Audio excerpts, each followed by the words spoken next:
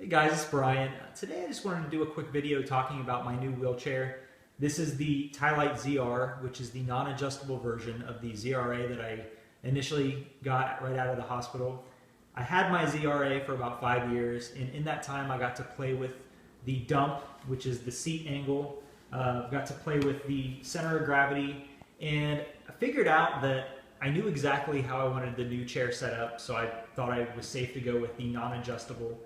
For this chair, like I said, it's non-adjustable. You can't change much of the center of gravity. You can slightly adjust it, but not a whole lot. You can't change the seat height at all, and you really can't change the front height from the ground to the front.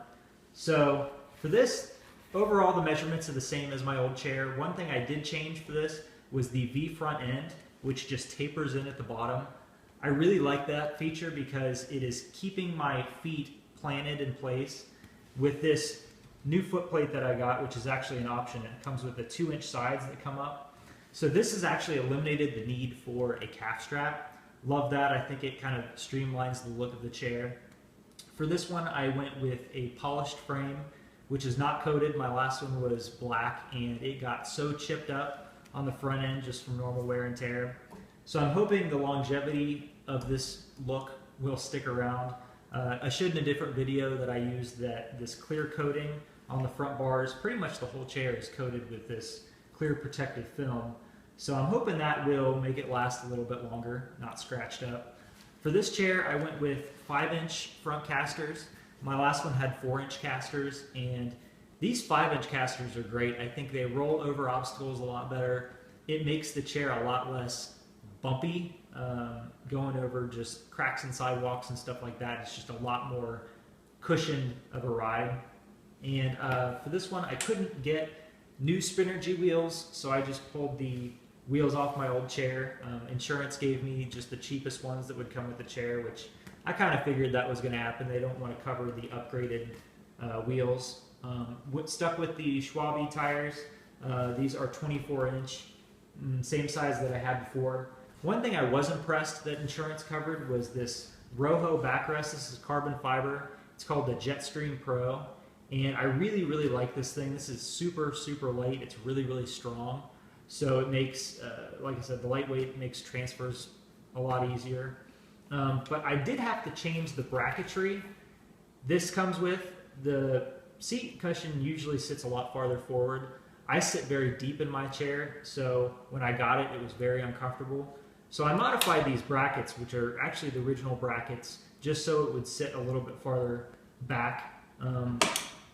Also went with the scissor brakes. These are just the plastic scissor brakes, but they're a lot easier to use than the metal scissor brakes that I had before that you had to reach under the chair to lock. These you can actually hold onto the push rim, stick your thumb out, grab that, so you're not rolling away as you're trying to brake, especially on a sloped surface. I stuck with the same Rojo cushion that I had gone with before. This is solid in the front, but the Rojo's in the back. I like that a lot. I've gone with this is an airfill cushion, but I've gone with the honeycomb cushion before, the Super Core. I didn't get the pressure relief that I think I really should have out of those other cushions. Also had a gel cushion, which you had to constantly mush around. I like the airfill cushion the best. I went with this bag on the front, which for me is great. This is where I keep my wallet, and I also keep catheters and just pretty much keys, anything I need to throw in there. One thing I wanted to show too with this backrest, this is a 10-inch backrest, but it comes with this privacy flap, which I thought was great. You don't have, if your pants are kind of hanging down a little bit, you're not showing everybody your butt crack. I think that's great. This chair is 4 pounds lighter than my old chair, which 4 pounds doesn't sound that much, but when you're transferring in and out of the car, that makes a huge difference. That's just the frame alone. So overall, I weighed this chair with the wheels on it. It is 25 pounds. My old one was 29 pounds. So if you decide you want to go with a non-adjustable chair, make absolutely 100% sure that you get all the measurements right on the order form, because if you screw it up, you really can't change it. You can't really adjust it as much as you could your old adjustable chair.